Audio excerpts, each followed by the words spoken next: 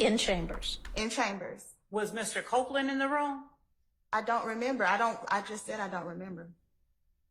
Well, I mean, it's kind of important. We're relying on your memory for certain things, so.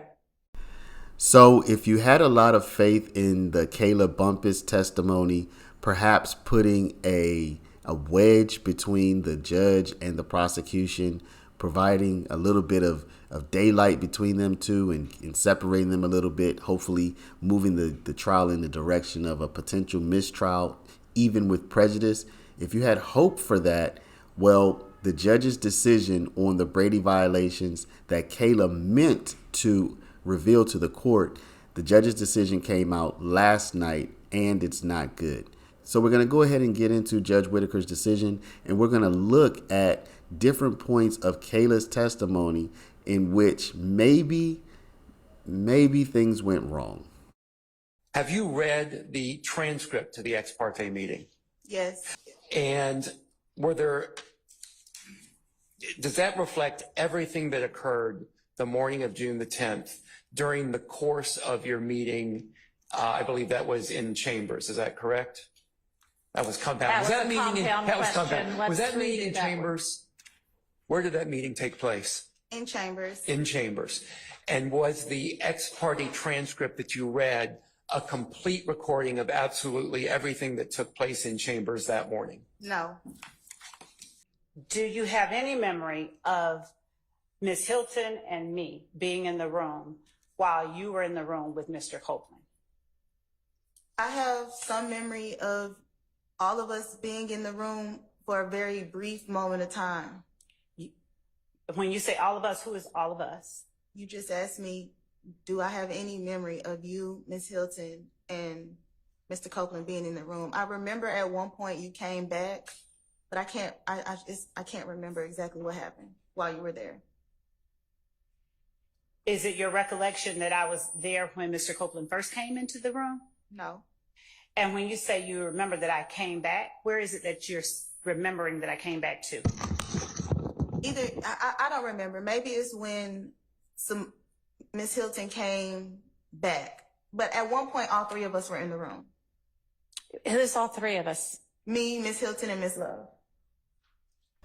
Y'all hang in there and watch this entire video. First, I'm going to read Whitaker's decision, and then I'm going to show you every place where Kayla says, I don't know, or where she says something that Whitaker refers to in this decision. So just hang in there, because you're going to get a sense by the end of this video of exactly what Whitaker is talking about from her perspective. Defendant Williams made an oral assertion on August 2nd, 2024, that during the June 10th, 2024 in chambers ex parte meeting, there was an off-the-record discussion amongst witness Woody Copeland, his attorney Kayla Bumpus, and prosecutor Simone Hilton, in which Mr. Copeland discussed the murder of Donovan Nutt Thomas and made a statement or statements inconsistent with his June 10, 2015 statement to police, which, if not disclosed, would constitute a Brady violation. The court heard testimony concerning that matter on August 5th, 2024, from Bumpus and Fulton County District Attorney Office Investigator Long, who was also present during part of the June 10, 2024 ex parte meeting. The court finds that an off-the-record conversation did occur at the behest of Hilton and with the consent of Bumpus. Judge Glanville was not present for the conversation. During the conversation, Hilton advised that if Copeland took the stand and either pled the fifth, having been told that such a plea was no longer viable due to the grant of immunity, or claimed that he killed Thomas, as Hilton maintained that the prosecution knew this to be demonstrably untrue, the prosecution would charge him with perjury. Also during this conversation, Copeland made the statement, quote, "You don't know what I did or didn't do," unquote. During her testimony, Bumpus claimed that Copeland also said that he knew more about, quote, the Infinity, unquote, and someone currently not on trial. But Bumpus also testified that Copeland's comment quote, "You don't know what I did or didn't do," unquote, was the extent of his comments regarding the killing of Thomas. Bumpus claimed distinct recollections of certain portions of the June 10, 2024 events and acknowledged lesser recollection of other details. She also acknowledged there were times during the in-chambers meeting when she met and conversed privately with Copeland. Finally, Bumpus testified that once she, Hilton, and Copeland completed the off-the-record conversation and were rejoined by the predecessor judge and his court reporter, Bumpus consciously endeavored to ensure that she immediately placed on the record everything about the substance of the off-the-record conversation. Yet Bumpus never had the record reflect that Copeland had allegedly just revealed to Hilton that he had additional knowledge of the Infinity and a related connection to someone not currently charged. Long was present in the ex parte meeting from the time Hilton and Copeland joined throughout the remainder of the meeting, including for the off-the-record conversation. Long testified that Copeland never said anything about an infinity in Hilton's presence and that he would have remembered such a comment because it would have been noteworthy.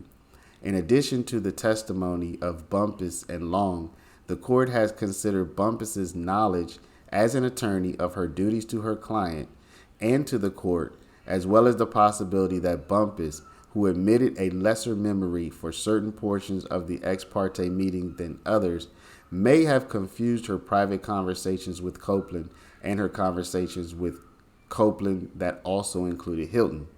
Regardless, the court credits the testimony of Long that Copeland did not, in the presence of the prosecution, state or intimate that he knew more about the Infinity and its connection to someone currently not on trial. So no Brady material was revealed in this consequential off-the-record meeting amongst the prosecution, Copeland, and Copeland's counsel. As the court finds that there was no Brady violation with respect to the unreported portion of the June 10, 2024 ex parte meeting, there is no relief to be provided. I said what the Brady was on the stand. I say multiple times. I say that the Brady was Mr. Copeland. This is what you guys have to understand. Let me just get to the point. What I was supposed to be saying, and I'm still a sworn officer of the court. So I cannot get on the stand and lie. I cannot get on the stand and say anything that is untrue or anything that would jeopardize my career. So the only thing that I'm able to say is the truth. And the only thing I was able to say is that there was an off-the-record conversation where Simone told Mr. Copeland the only thing that she would not allow him to testify without possibly seeking criminal charges for false statements was the unaliving, y'all got mad at me for saying that, but the unaliving of Donovan Thomas. That was the purpose of the whole. I don't understand the extra questions. They had nothing to do with anything. The only thing I was supposed to say was that there was an off-the-record conversation and that there was Brady information disclosed in that off-the-record conversation. That was my burden, and that's what I did. No, wouldn't you have to disclose anything that's Brady off the record or not? That's the whole point. The point is that the prosecution did not disclose Brady information. That's the whole point of this motion. The whole point of calling me as a witness was to say that Miss Hilton heard Mr. Copeland say he knew something about this Infinity, that we have 5 witnesses. So we have 5 witnesses that's testified about the Infinity. Mr. Copeland is here saying he knows something about the Infinity, and she did not turn that over to the state. Also, the main part of the Brady was that he said that he was a liar and that he would confess to all of the crimes. All of the crimes. In chambers. In chambers. Was Mr. Copeland in the room? I don't remember. I just said I don't remember. Well, I mean, it's kind of important. We're relying on your memory for certain things. So were there deputies in the room then? What I'm saying is if Mr. Copeland was ever in the room with Adrian Love, then it wasn't a long, extended amount of time, and I don't think there was any communication. I remember that Simone left And it was just me, Adrian Love, and the judge and the court reporter. All right, so your recollection is that at the beginning of the meeting, before Mr. Copeland ever arrived for the first, when he ever arrived with the deputies, that there was a point in time when the judge, Miss Love, Miss Hilton, and you were in chambers? There was a point in time where Miss Love and Miss Hilton were in chambers with me. I cannot affirmatively state whether Mr. Copeland was there or not, but there was at least 2 minutes of us all being there together. Did y'all have any conversation at that time? I can't recall because Miss Hilton was doing all of the talking. Ms. Bumpus, Either. there were investigators present or no when you, me, judge, the court reporter first went back? I can't remember. Do you recall a comment from either the court reporter or the judge just joking about the fact that I'm not allowed to go anywhere without the investigators? No. And when you say that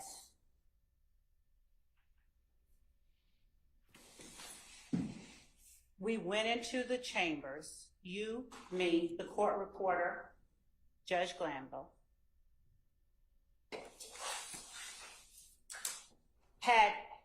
was Judge Glanville's deputy there? Yes. I guess if he's a deputy, I don't know. Which person was there for Judge Glanville? Which sheriff's office personnel, do you remember? No. And where was that person situated when you, me, Judge Glanville, the court reporter went into the chambers? I have no idea. That person was in chambers with the 4 of us, 5 of us? I don't remember. At some points, I don't remember about when he was walking in and out. Okay. And by he, you mean a sheriff's office personnel? If he's a sheriff's, I don't know what he is. Do you remember, do you have any memory of the investigator being present with me while I was in there? I don't remember. I know there were investigators there. I don't remember if they came in chambers when you came in or after Ms. Hilton came in. And seeing the transcript, does it do anything to refresh your memory about who all was there? No. Okay. And when you testified earlier that at some point after I left the first time, that Simone, me, and you ended up in a room together in chambers. Do you recall testifying that way to the court just earlier today? Yes, at one point, me, you, and Simone were in chambers together. Like I said, it was a brief moment, and I don't remember you saying anything. But are you saying that now that was after I left the first time? I really don't remember. Okay. So your memory, you know that at some point you, me, and Simone are in chambers together.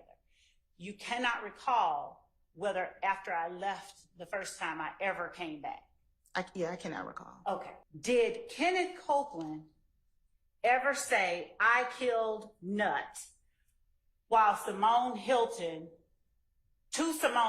while you were in there? Can you ask the question again? Did Kenneth Copeland ever say to Simone Hilton, I killed Nut? No. Did Kenneth Copeland ever say to Simone Hilton, I killed Donovan Thomas? No. Did Kenneth Copeland ever say that he killed anybody to Simone Hilton? No. Did he say any of those 3 things in Simone Hilton's presence and hearing, to your knowledge? Can I answer that with a non-yes or no question, Judge? With a what? With an explanation, because he didn't say yes, or he did not say I killed, but he said, you cannot tell me what I did or did not do. Okay. That's the extent that he said? Yes. Okay. Do you recall what was being talked about when Deputy Brown told the sheriff's deputies to turn off their body cameras? Nothing. That was the first thing that he said when he walked in the room. And at that point was Ms. Hilton, you, Mr. Copeland, judge, court reporter, and DA's office investigators all present in the room? I don't remember who was in the room. It may have just been me. So it may have just been you when Deputy Brown said to the sheriff's deputies, turn off your cameras? I don't remember exactly who was sitting in the courtroom. But that's I mean, in the chambers, but that's possible? It is possible. It's possible it might have been when you and Mr. Copeland were just in there together? It wasn't. Well, Mr. Copeland had to have been in there, right? Because you said the deputies didn't show up until Mr. Copeland arrived. No, what I'm saying, Judge, is that was the order as he walked in. Right, but what did you say might have just happened when it was just you? Nothing. I was saying I may have been the only one sitting there. I can't remember, but there wasn't like, oh, step out. It's as soon as they walked in, this is what was said as Mr. Copeland was walking in. Mr. Copeland said something akin to, I can claim all of this. Did I hear you right? Yes. Okay. And who was he talking to? And Simone. okay. And did you know, or did he ever make clear what all of this was that he was talking about? I believe he was referring to everything that. Wait, that's not the question. It wasn't what do you think he meant. It was, did he ever make clear? He said everything in this case. He said the words, everything in this case? I don't know if those were his words verbatim, but that's what he said. Was the court reporter there when that happened? I don't know. This was an off the record conversation. Okay, so it was off the. So when what about his words? What words did he say that makes you now say that's what he said if you don't remember exactly how he put it? I said I don't remember his words verbatim. Right. But I was there and he said, I can claim all of this. I can take all of this. That's what we were talking about. We were talking about this case. Okay. Is what you just testified to the extent of the words that Mr. Copeland spoke regarding claiming something?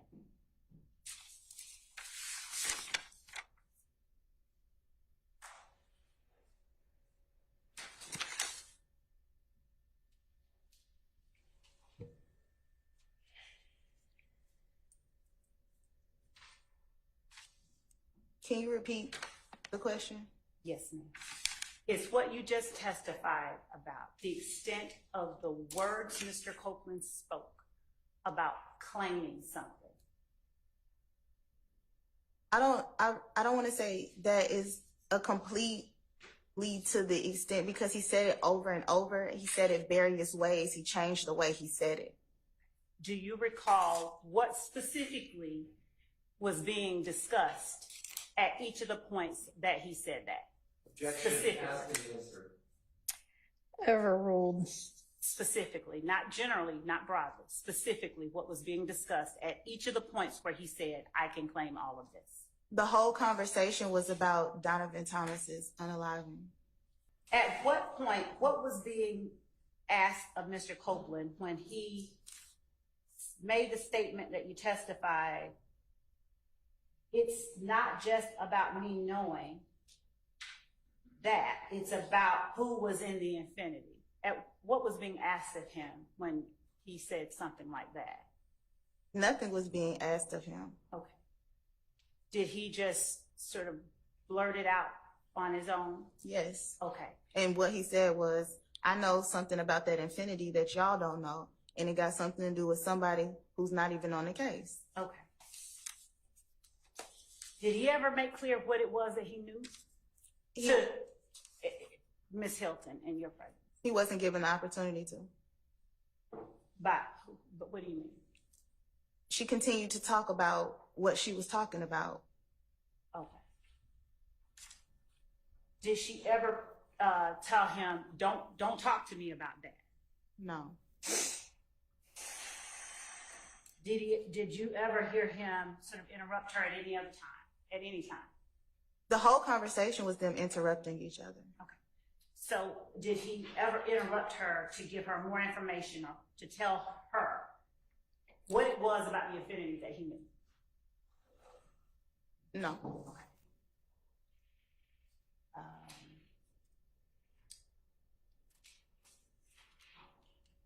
when you said, Adrian said, Judge, close your ears. Did you mean to say Adrian said, Judge, close your ears? You? Yeah. Yeah, you. Okay. At what point are you alleging, are you saying, does your memory tell you that I told the judge to close his ears? I don't really remember exactly what was saying. I don't know if it was you and Simone in there, but something about, we were having a conversation. Me, you, and Miss Hilton were having a conversation about, I don't remember what we were talking about. And you said it, and then you said, Judge, close your ears. And what did I say after I said, Judge, close your ears? I don't remember. All right, so then it's now your recollection that there was a point in time when you, Miss Love, Miss Hilton, and the judge were in there and Miss Love was talking. Judge, I've said that she never talked while Mr. Copeland was in the room. Okay, and you don't even remember really whether she was in there or not when Mr. Copeland was in the room. If she was, She Miss Love. It was very brief, but no. Okay, but you said before, I thought, that there was maybe a 2-minute time when you, Miss Hilton, and Miss Love were in a room together. Yes, that's what I'm referring to. Okay, so that was in front of also Judge Glanville? Because you just said it was, so I'm Well, trying to get clarity. Here's the clarity. He wasn't at the table with us as normal. He was turned around on his computer, but still inside of his office. Okay. So when did this occur during, so we have the beginning of the ex parte being Miss Love, all of y'all are standing outside in the ante room and Miss Love says, Judge, can we talk to you for a minute or something to that effect? And then who all gets up and goes into Judge Glanville's chambers? Simone has left to go to do something at that point. So it's just me and Adrian Love. Okay, and who else? And the court reporter. And she says maybe her investigator. I can't remember. Okay, and so the three of you talk for some amount of time, Yes. The three of you being Miss Bumpus, you, Miss Love, and Judge Glanville? Yes. All right, and then tell me when that changes and it becomes more or fewer of you in that room. The first person to join us is Simone when she comes back from court. Okay, and is that at the same time that essentially the same time that Mr. Copeland also joins you? Maybe within a minute or so. They don't come in like at the 8. Okay, so they come in essentially together.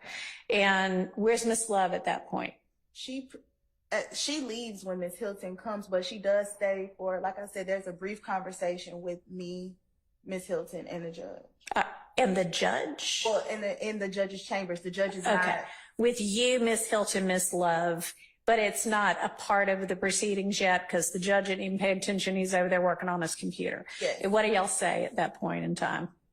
I don't remember what the conversation Anything of substance? It was about maybe plea deals. I remember she said to me, She who?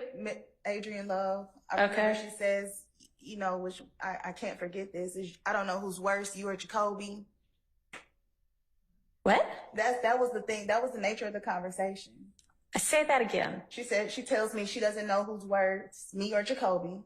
Me or Jacoby? Yeah. Jacoby Hudson? Yes. What does that have to do with anything? I don't know. It has nothing to do with this case. No, that's what we're talking about. You asked me what we were talking Okay, about. so something that had nothing to do with this case. And then something comes up about, I don't know if it's plea deals. I don't know. It was something about this case where she says, Judge, close your ears. Okay. So this is before y'all kind of gone back on the record. The judge isn't paying attention anyway. He's in the room, but he's over at his computer. Y'all are over at his conference table. Is that what your recollection is? Yes. Y'all are talking about entirely other things. And then I wouldn't say entirely other things, but we're not talking about the Mr. Copeland. Or the case? If you're talking about Jacoby Hudson, you're not talking about the No, case. we're talking about the case. She's talking about, I guess she's talking about the reference to me hugging people. I don't know. But we were talking about the case. Okay, anyway. And then at some point, Miss Love, to your recollection, says, Judge, close your ears because she wants to talk to you about a plea deal. I don't know exactly I don't remember exactly what she was talking about, but it was something pertaining to the case. And Okay, but she you doesn't don't, want to talk to me about a plea deal because I'm not a defendant. right, that wouldn't have made any sense. But she was discussing something pertaining to the case, and she says, "Ooh, Judge, close your ears." And how long does that conversation go on? Like two. That's the 2 minutes I'm talking about. Okay. And then what happens to Miss Love? She leaves She leaves. And then when do y'all go back on the record? immediately. Okay. Well, no, I talked to Mr. Copeland for a second. Okay. Privately or? Privately. Okay. Okay. So him being asked to leave isn't reflected. Is that right? Let's see. Okay. Do you remember who asked him to leave? Miss Hilton. Okay. And that's not on the record either? No. And you can't remember whether the court reporter stayed or left? I can't remember whether she stayed or left, but she definitely stopped taking down. Okay. The conversation actually happened around page 46, 45. 45? Okay.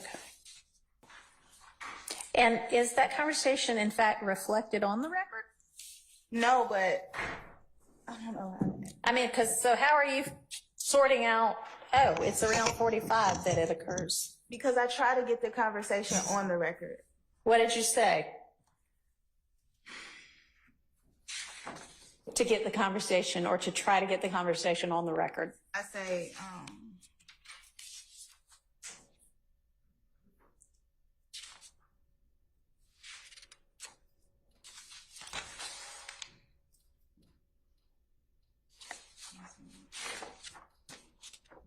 I'd like to hear it from your recollection without reference to the transcript first, okay? I'm trying to make sure. So I just, So Ms. Hilton says, Judge, can you leave? and Judge, you asked me a question earlier that I didn't get to answer. Okay, what's that? You asked me, can I, without looking at the transcript, tell you how I tried to get it back on the record? Yes. Can you give me a second before you answer? Because I'm looking for something in particular.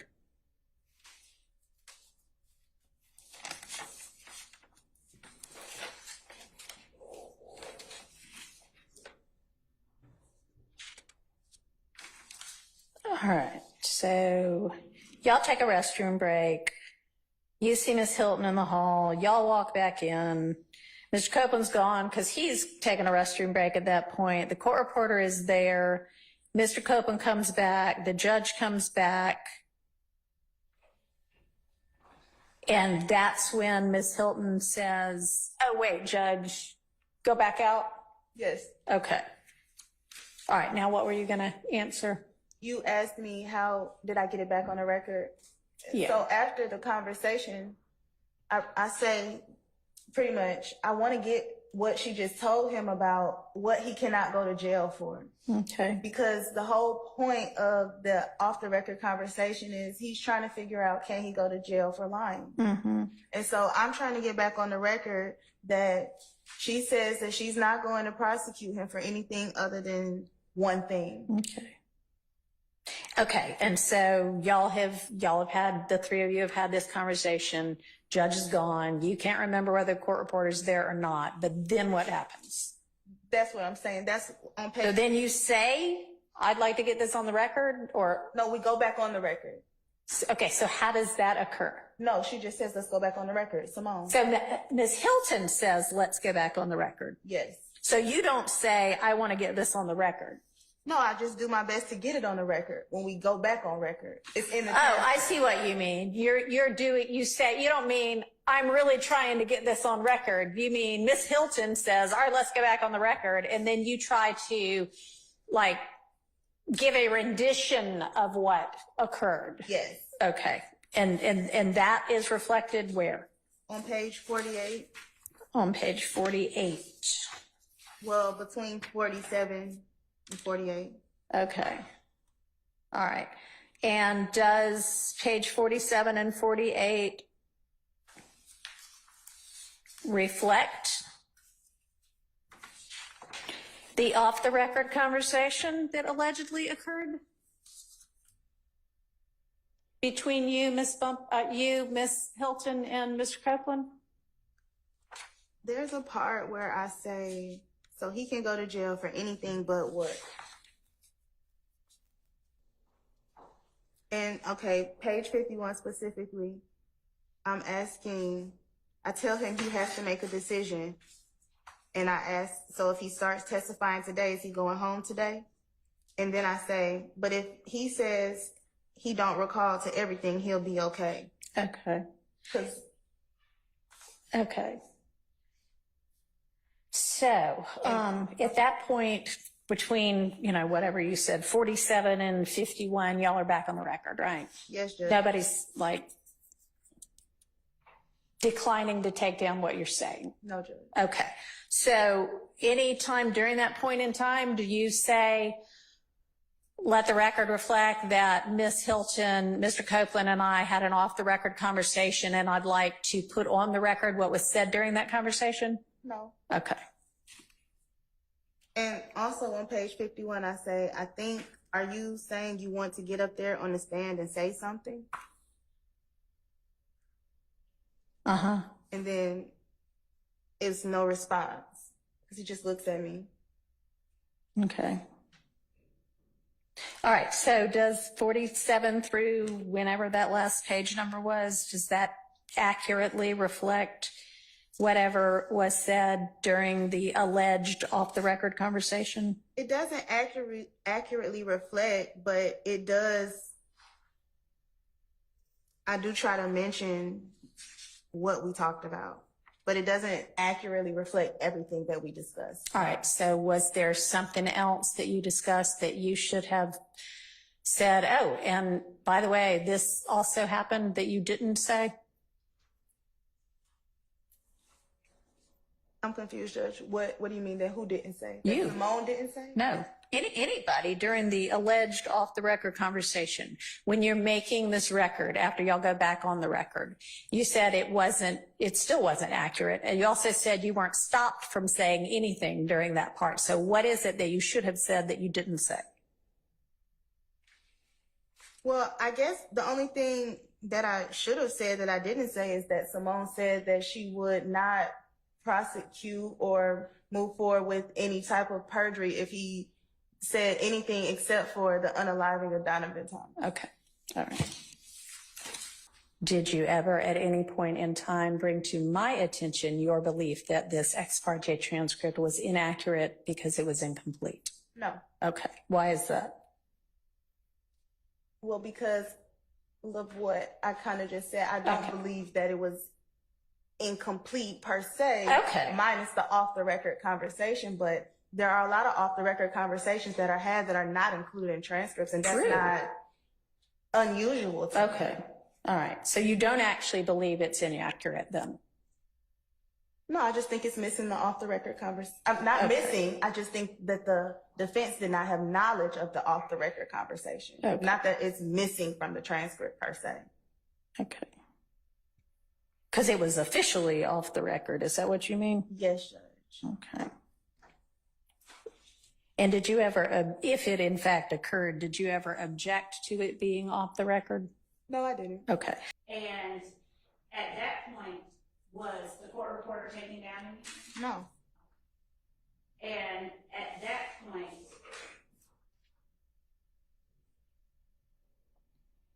did the court give any indication, did the judge give any indication that he was paying attention to it, whatever it was? I can't answer that. Did he give any indication? Did you see any indication that he was paying attention? I can't answer that. Yeah, you can. I don't know. I wasn't paying attention to him. So no, as far as you know, he gave no indication. She's asking from your personal observation. Answer it as to that. That's what she's asking you. I would have to say no, but I would also say I wasn't looking at him at all. Do you remember Ms.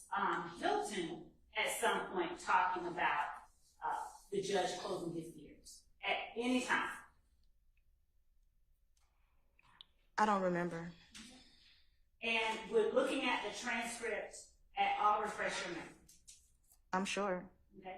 Would you take a look on page 26, line 5 of the transcript? And since it's a part of the record, read from line 2 to the end of line. Let me just ask you this. Do you see where Ms. Hilton says, Judge, you might want to close your ears? Yes. Did you hear that phrase or something like that said more than once in that meeting? Yeah, and before Simone got there, I know exactly what I'm talking about. So are you in here at this point? So my only question is, did you hear that phrase more than once in the meeting? I can't remember if it's that exact phrase, but I heard you say something to that extent, and I heard her say that. Okay. You had a conversation with some defense attorney or defense attorneys, and we can sort out who, where you relayed to them everything you knew and everything you recalled about what went on in the meeting, including the off the record conversations, right? Yes. Okay. You can figure out who that is now. Thank you. Who was it? Name the attorneys that you referred to just a moment ago. Just a moment ago with the question she asked me, Judge Whitaker? With the one I asked. I mean, it's the same topic, right? Okay, ask the question again. Which attorneys by name first came up to you and asked you about the meeting? See, Judge, that's two different questions. Then answer the question Ms. Love asked you. I don't recall, but I think Judge Glanville did judicial notice of me on camera. I don't recall. No, my only question to you is who first came up to you and asked you about the meeting? I don't recall everybody who was there. Who do you recall? I recall Attorney Steele and Attorney Adams. And I can't remember who was the other person. Do you remember how many? How many Lawyers were there when Mr. Steele and Mr. Adams came up to you an hour after the meeting and asked you about it? How many lawyers were there? 3, I think. Okay. Do you recall seeing Mr. Sharp? Just throwing out names. At some point. Okay. So Mr. Sharp, Mr. Steele, and Mr. Adams, within an hour, is that accurate, of the meeting, came to you and talked to you about what happened in the meeting? I would say yes. Okay. Other than Mr. Sharp, anybody else you remember? No. And when they spoke with you, regardless of how they got it, did they share with you any details from the meeting? Yes. And what details did they give to you that they already had before you started talking? Objection. This is not Sustained. Okay. All right. So, Ms. Bumpus, you knew to show up for court that Monday because Mr. Melnick had asked you to be stand-in counsel for Mr. Copeland, right? Yes, Judge. Okay.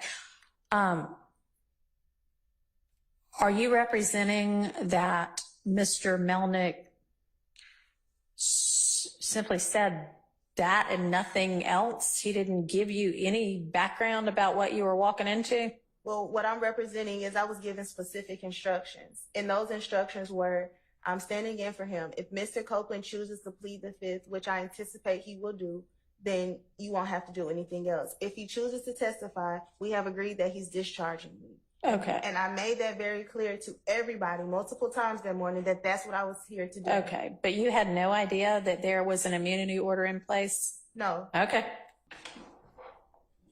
While Mr. Steele's making his way up, just so I am clear on this, you're saying that are you saying that in the off the record conversation that you, Mr. Copeland, and Ms. Hilton had, that Ms. Hilton told Mr. Copeland that the one thing she would prosecute him for perjury for was if he got on the stand and said that he, Mr. Copeland, was the one who killed Mr. Donovan Thomas? Yes, Judge. Okay, and that she would prosecute him for perjury if he said that. I don't know if she exactly said would, but she was comparing it to things that she wouldn't. Okay, all right. So I guess more of a highly possible situation. That would be the one thing that Yes, could Judge. get him in criminal Yes, Judge. perjury type trouble. Okay, thank you. It seems clear to me that Judge Whitaker is determined to have this trial move forward. I say that because here she had a clear opportunity to find that a Brady violation had occurred, and instead of going with Kayla Bumpus, who testified that it had, Judge Whitaker chose kind of the easy way out and doubted Kayla's memory and instead went with the memory of Detective Long. Now, if you watched Kayla and Long on the stand, you will notice a big difference in how they presented themselves. Also of note is the fact that Investigator Long was apparently in the courtroom as Kayla Bumpus testified or gave her version of events in front of the court. Usually, this is not allowed. You don't want the testimony of one witness or of one person to affect the recollection or to affect the testimony of the next. You want that individual to testify based on their own information and their own recollection. You don't want them tainted by what somebody else said. So with investigator apparently, allegedly, being in the courtroom as Kayla developed her testimony, that would give him a sense for where the defense wanted to go, where the prosecution wanted to go. And I'm certainly not calling him into question, but he could have potentially misremembered something as well after having heard Kayla speak.